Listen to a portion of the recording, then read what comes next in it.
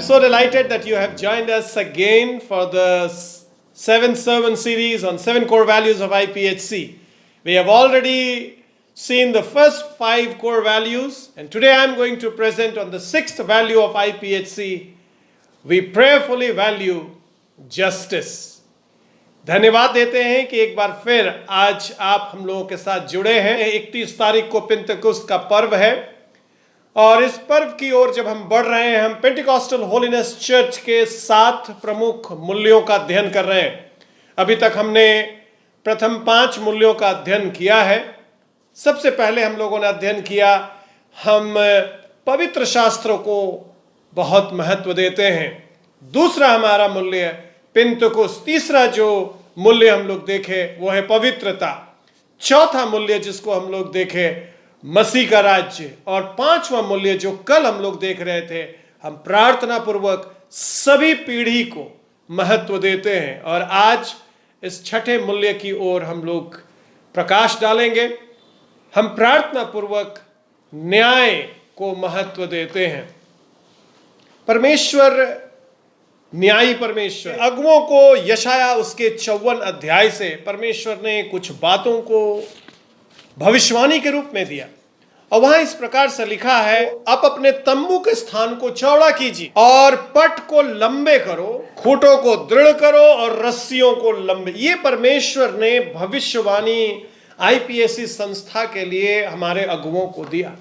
और इस यशाया के शास्त्र भाग से परमेश्वर ये कहना चाह रहा था कि आईपीएचसी को इस समय काल में अपने तंबू को फैलाना है, अपने रस्सियों को ढीला करना है, ताकि उन आईपीएचसी का सेवा और विस्तार करे। हम आशा का स्थान होंगे और हम प्रतिज्ञा के लोग होंगे। आज जिस मूल्य को हम लोग देख रहे हैं, हम प्रार्थना पूर्वक न्याय को महत्व देते हैं और आईपीएचसी को परमेश्वर ने बुलाया है कि हम न्याय के लिए खड़े होने वाले हों, अन्याय का विरोध हम करें। तो सच्चा न्याय सिर्फ परमेश्वर के वचन पर ही आधारित है। ऐसा इसलिए है क्योंकि परमेश्वर ही न्यायी है, उसी से न्याय निकला है। और मनुष्य इच्छा तो करता है कि हम हर जगह न्याय करें, परंतु हम लोगों को वास्तविकता मालूम है, मनुष्य गिरा हुआ है। इसके कारण से उस सच्चे न्याय को हम लोग इस दुनिया में देख नहीं पाते हैं। और परमेश्वर ने हम लोगों को बुलाया कि हम लोग ज्योति बने। यीशु मसीह ने कहा, तुम जगत की ज्योति हो। और आईपीएससी संस्था को परमेश्वर ने चुना और 100 साल से भी ज्यादा हो गया जब परमेश्वर ने इसको अस्तित्व में लाया। और दुनिया के 100 से अधिक देशों में आईपीएससी सेवा कर रही है और परमेश्वर आईपीएससी को बुला रहा है। न्याय के लिए कार्य करना होगा। जहां अन्याय होता है तुम्हें अपना आवाज उठाना पड़ेगा। यदि 10 आज्ञा को आप देखेंगे तो आप पाएंगे कि परमेश्वर मानव और मानव के बीच में जो संबंध होता है उसको बहुत महत्व देता है। 10 में से पहला 3 आज्ञा परमेश्वर और मानव के संबंध में है, परंतु बाद का 7 आज्ञा वो मानव और मानव के संबंध में है। इसका अर्थ यह होता है, परमेश्वर चाहता है मानव के बीच में अच्छा संबंध हो। मानव के बीच में अच्छा संबंध तब होगा जब न्याय, सच्चा न्याय होगा।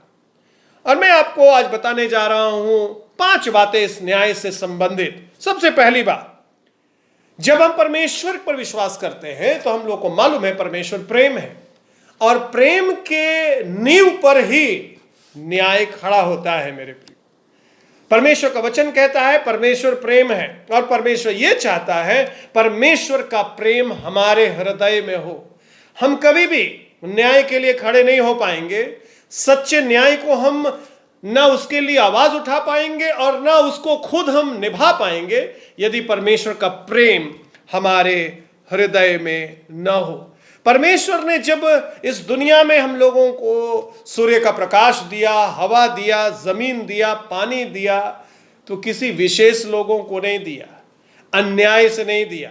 उसने सबके ऊपर, धर्मी अधर्मी सबके ऊपर वो अपना आशीष को खोल दिया, न्याय किया वो हर एक मनुष्य के साथ। रोमियो उसका 13 अध्याय और उसका 8 पद में ऐसा लिखा है, कर्जदार अगर बनना है तो प्रेम का कर्जदार बनिए। बहुत सुंदर पद है ये।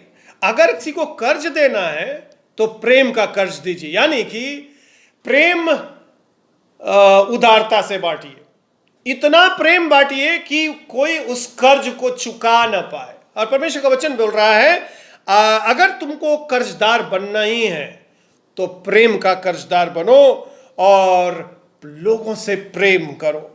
और परमेश्वर ने अपना प्रेम हम लोगों के हृदय में दिया है जो यीशु मसीह पर विश्वास करते हैं। और परमेश्वर चाहता है उस प्रेम का अच्छा भंडारी बने हम लोग।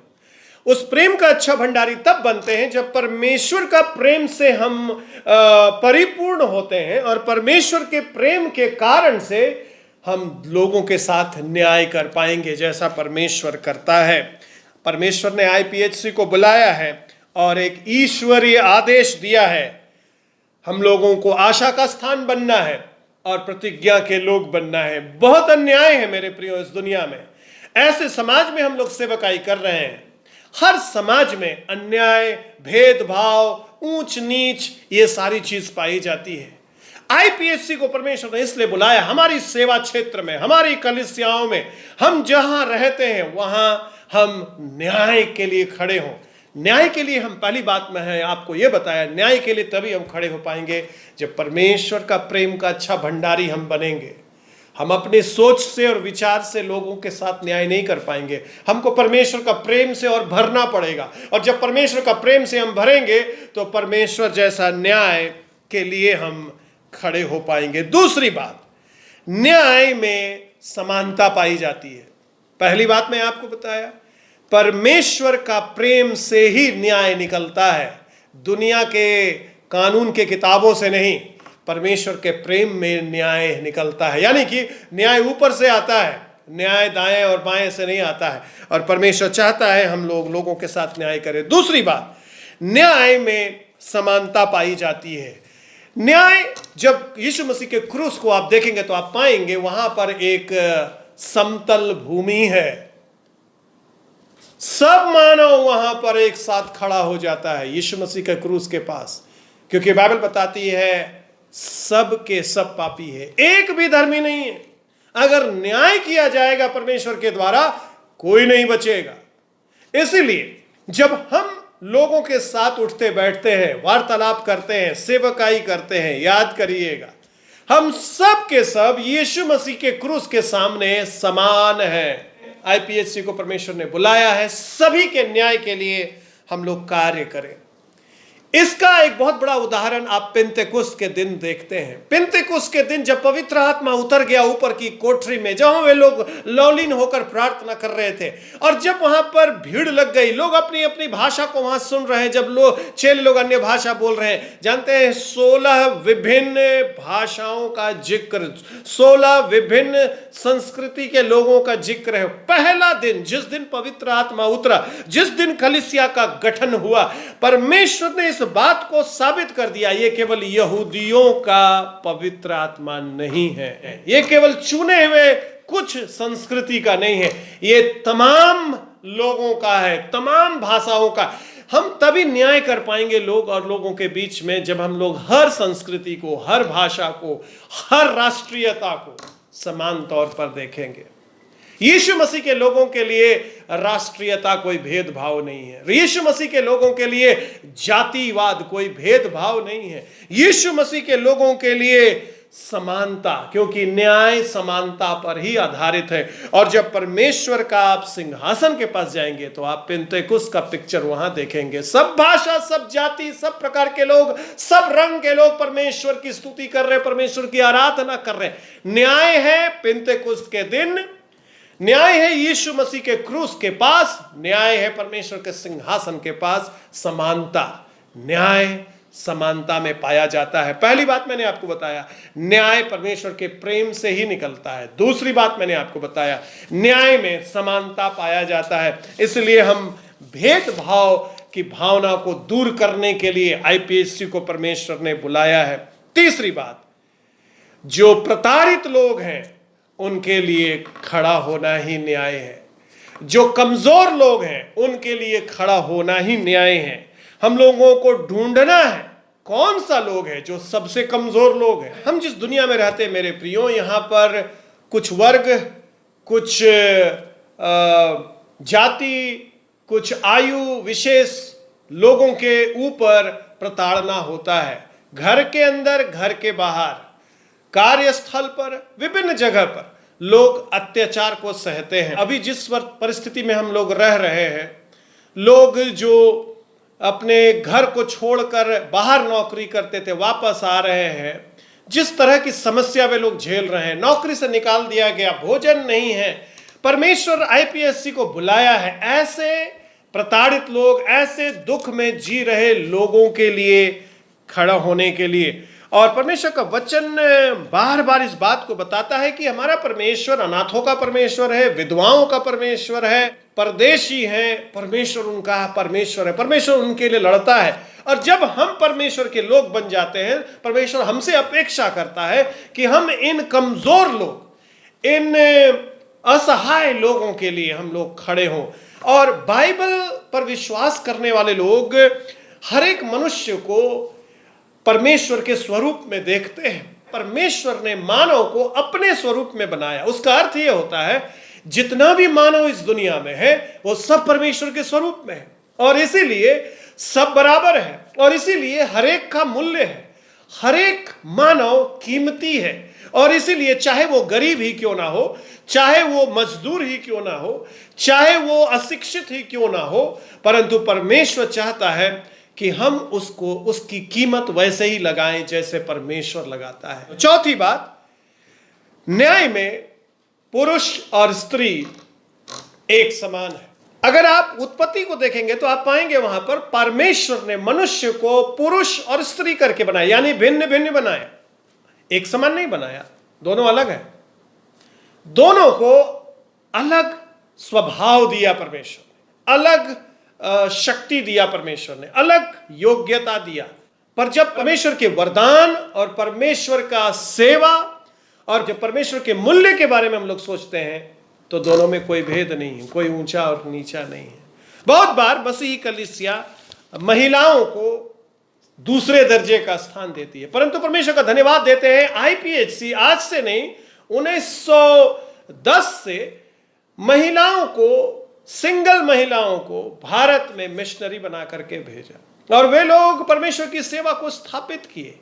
और आज हम लोग देख रहे परमेश्वर एक नया बेदारी भेज रहा पूरे आईपीएचसी में, जहां महिलाएं खड़ी हो रही हैं परमेश्वर की सेवा के लिए। आईपीएचसी को परमेश्वर बुलाया है अपना तंबू को चौड़ा करने के लिए, रस्सी ढीला करने के लिए, कुछ नियम और कानून को बदलने के लिए, ताकि हम लोग पुरुष और स्त्री को परमेश्वर की सेवकाई में जैसा वरदान परमेश्वर ने उनको दिया उसको पहचान करके हम उनको अवसर प्रदान करें यीशु मसीह में एक। इसका मतलब ये नहीं है कि नर और नारी में के अंदर भिन्नता नहीं है, नहीं, भिन्नता है, पर यीशु मसीह की जब बात आती है, जब पवित्र आत्मा का सामर्थ का बात आता है तो एक है हम लोग। वही वरदान, अगुवाई का वरदान, प्रचार का वरदान, भविष्यवाणी का वरदान, प्रार्थना करने के वरदान बराबर परमेश्वर ने दिया। जब पवित्र आत्मा उंडेला गया तो पुरुष के लिए अलग नहीं, महिलाओं के लिए अलग नहीं, एक प्रकार का सामर्थ्य दोनों को दिया है। पहली बात मैंने आपको बताई, परमेश्वर के प्रेम से ही न्याय का विस्तार होता है, इसलिए प्रेम से भरना है परमेश्वर का ताकि हम न्याय कर पाए। दूसरी बात मैंने आपको बताई, परमेश्वर का न्याय में समानता है, सब मनुष्य एक समान स्थल पर खड़ा हो जाता है, वहाँ कोई भेदभाव नहीं है। तीसरी बात मैंने आपको बताई, अगर न्याय परमेश्वर का इस दुनिया में हम लोगों को उसके लिए कार्य करना है तो जो अत्याचार सह रहे, प्रताड़ित है, उनके साथ खड़ा होना है। चौथी बात मैंने आपको बताई, पुरुष और स्त्री के बीच में सेवकाई के क्षेत्र में, वरदान के क्षेत्र में कोई भेदभाव नहीं करना है यदि परमेश्वर का न्याय हम लोग करना चाहते हैं। अंतिम बात है मत्ती रचित सुसमाचार उसका 25 अध्याय और 34 पद से हम लोग पढ़ेंगे। यहाँ पर यदि आप देखेंगे तो आप पाएंगे ऐसे लोगों की सेवा ये प्रभु के लोग करके आए हैं जो उनको कुछ नहीं दे पाएगा। भूखा लोगों को खाना खिलाकर आया, प्यासा लोगों को पानी पिलाकर आया, नंगा लोगों को कपड़ा बांट करके आया है, जो लोग बंदीगृह में था, जो लोग बीमार था, उनकी सेवा करके आया है। और परमेश्वर बोल रहा है आओ मेरा महिमा में प्रवेश कर। इन प्रताड़ित लोगों का, दुखित लोगों का, बीमार लोगों का सेवा करके आया। वो लोग पूछेगा परमेश्वर से कब हमने ये न्याय किया, प्रभु यहां पर बोल रहा है तुम लोग न्याय करके आया, क्योंकि तुम लोग गरीबों के साथ खड़ा हुआ, तुम लोग प्रताड़ित के साथ खड़ा हुआ, तुम लोग भूखा को खाना खिलाया। तब धर्मी लोग पूछेगा हमने कब आपको खिलाया? हाँ, हम लोग तो लोगों को खिलाए। कोरोना वायरस हुआ तो हम लोगों को खाना बांटे, चावल बांटे, आटा बांटे, आपको कब खिलाए? प्रभु क्या बोलेगा? इन छोटे से छोटे लोग, यहाँ कोई जाति का बात नहीं है, कोई धर्म का बात नहीं, इन छोटा से, यानी कि जो इस दुनिया में कुछ भी नहीं है, जिसका कोई मोल नहीं, इनमें से यदि एक जन के लिए भी तुमने ठंडा पानी पिलाया, भोजन खिलाया, वस्त्र दिया, वो मेरे लिए किया। बहुत गंभीर पद है मेरे प्रियो। जो कुछ हम लोग कर रहे हैं, जिनके ऊपर प्रताड़ना हो रहा है, अत्याचार हो रहा है, प्रभु के लिए कर रहे हैं हम लोग। जब अन्याय को देखते हैं, आईपीएचसी को प्रभु ने बुलाया है न्याय का के लिए खड़ा होने के लिए, क्योंकि परमेश्वर ने अपना प्रेम हम लोगों के हृदय में दिया है। वो न्याय वामपंथी या दक्षिणपंथी का बात नहीं है, ये कोई राजनीतिक बात नहीं है, ये परमेश्वर की बात है। और जब न्याय होता है तो लोग को के स्तर को ऊपर उठाया जाता है। क्या है न्याय? न्याय एक बड़े परमेश्वर का जुनून है।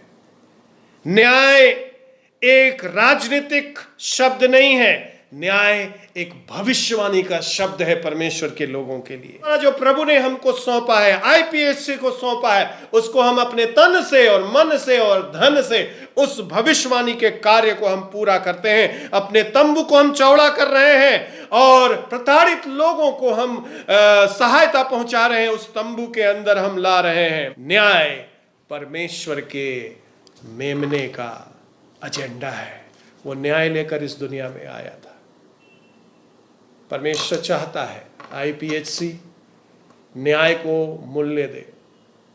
आईपीएचसी नॉर्थ इंडिया न्याय के लिए हम लोग खड़े हों। धन्यवाद देते हैं आईपीएचसी नॉर्थ इंडिया के बहुत सारे सेवक और पास्टर्स न्याय के लिए काम कर रहे हैं, दुखित लोगों के लिए सेवकाई कर रहे हैं, अपने कमी और घटी में दूसरों की सहायता पहुंचा रहे हैं, क्योंकि आईपीएचसी को परमेश्वर ने बुलाया है अ प्लेस ऑफ होप, आशा का स्थान बनने के लिए।